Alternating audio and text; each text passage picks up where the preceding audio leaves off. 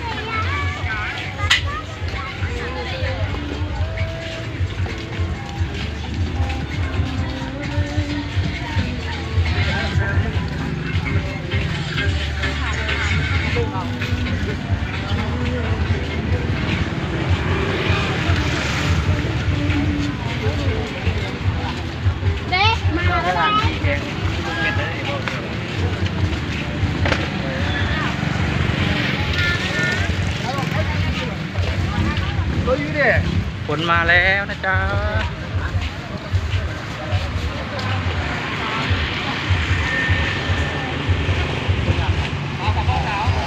ย่างฟังเริ่มอะไรฝนมาแล้วนี่ฟังทางถนนกดอะไรย่างเขาไปย่างที่ทาง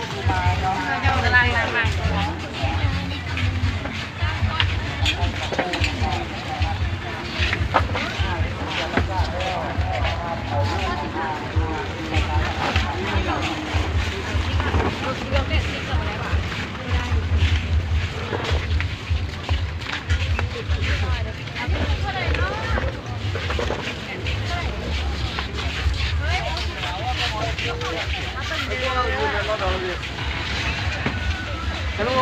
ยูครับเอาไปเลยนะพี่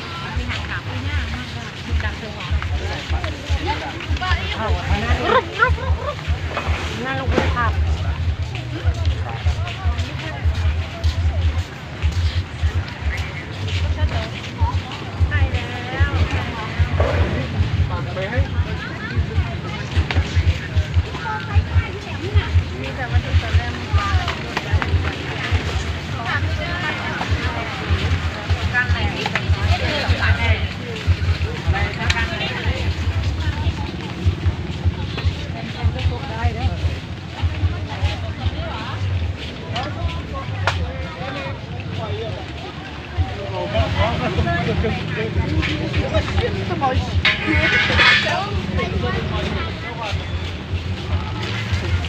มาสบายอื่นนี่ดูเฟ้ย